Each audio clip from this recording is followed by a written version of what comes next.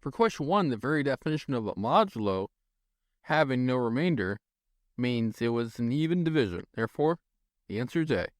Question 2 has an outer loop and two inner loops nested inside of it. With only a quick glance, you know the first character printed will be a dash, so you can eliminate choices B, C, and D. If you also draw the connection, each choice has 3 sections, and that corresponds with the initial value of R. Since A and E have the same first section, you can skip to R being equal to 2. Then, again, the first character printed will be a dash, so you now know that the answer is A.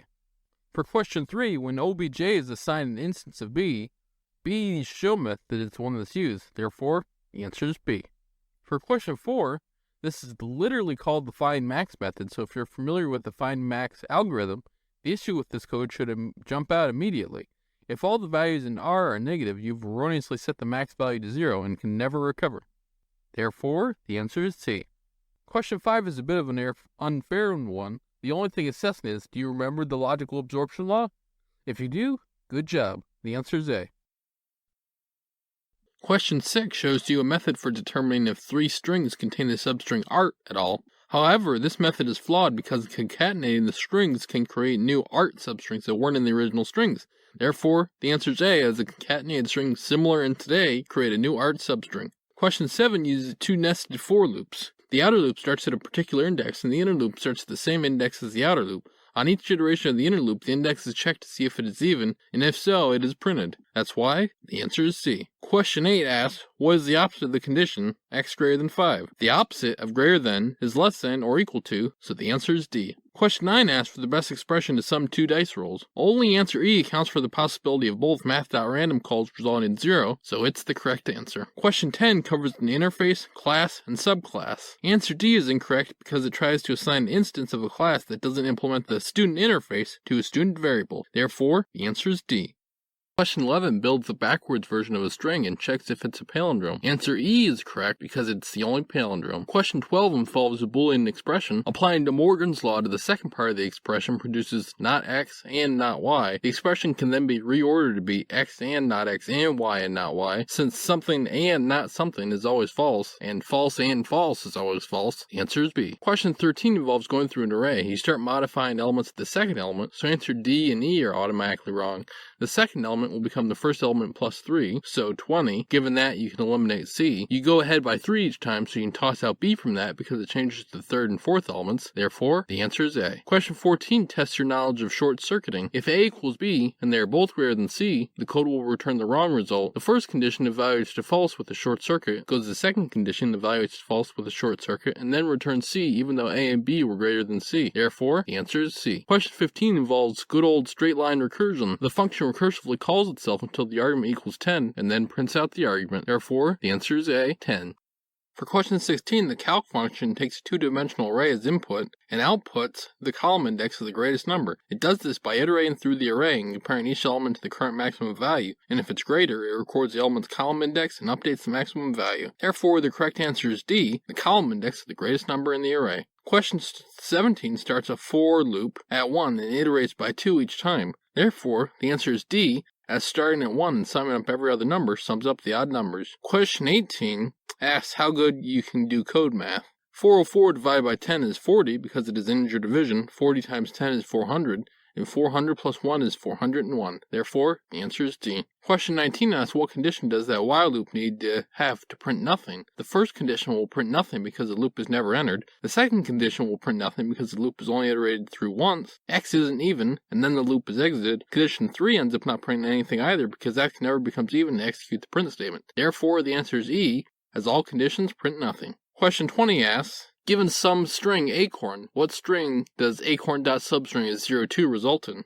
The proper answer is A, as substring's end value is not inclusive, so only characters 0 or 1 are included in the substring. For question 21, it recursively goes through a string and cuts off every end character on each subsequent recursive call. The end value of substring is non-inclusive, so the first pass would print WATC or WATC, meaning the answer is D. Question 22 has a 2D array. Option A is correct because option B treats n like an index and not a value. Question 23 is insertion sort code with input array of 5, 4, 3, 2, 1. After 2 passes, what does it look like? Insertion sort sorts the first n plus 1 elements after each pass, so the answer is C, with the first 3 elements sorted. Question 2.4 asks about adding a method to a class without causing a compile time error. Option 1's method of signature already exists in the class, so adding it would result in a compile time error. However, options 2 and 3 do not have this issue and can be added without causing errors. Therefore, the answer is D. Question 25 has nested for loops. How many times is the inner loop executed? It's executed 4, plus 3, plus 2, plus 1 times. Sum all those up and you get 10. Therefore, the answer is C. Question 26 tests how well you can do code math. A divided by B, since they're both ints, is 2. 2 times 3.0 is 6.0. 5 plus 6.0 is 11.0. Finally, 11.0 minus 1 is 10.0. Therefore, the answer is C. Question 27 asks a sneakily simple question. What index value is returned when you use index of on the first string of a two concatenated substrings? 0, obviously. Therefore, the answer is A. Question 28 asks the classic math.random question. How do you generate a random integer in the range of 25 to 60? Math.random returns a value from 0 to 1.0, with the n not being inclusive. Multiplying by 36 generates a value from 0 to 36. Adding 25 generates a value from 25 to 60. Therefore, the answer is D. Question 29 is a classic De Morgan's law problem. Not B or A evaluates not B and not A. Not A and A is false. False and anything else is false. The result will always be false. Therefore, the answer is B. Question 30 gets into a loop and prints out val as long as val is even, and val and div evenly divide each other. That'll be the case on 48, 12, and 6. So A is your answer. Question 31. What's the proper method header to return X so you can access it in another class? Public int getX. Public, so it can be accessed from outside classes, and int, so it returns an integer. Therefore, the answer is C. Question 32. Multiplying, starting at some integer, going all the way down to 1. That's the very definition of factorial. Therefore, the answer is A. Question 33 is basically asking, does indexing an array out of bounds give the same error on both ends of the array? The answer is A. Yes. Question 34. If you add x to res 5 times in a loop, that's the same thing as adding 5 times x to res once. Therefore, the answer is A. Question 35. The worst case number of cutting in halves that binary search does is log base 2 of the number of elements in a list. Log base 2 of 2000 is 10 and then some. Therefore, the answer is D. Question 36. Which of the following evaluates to 3.5?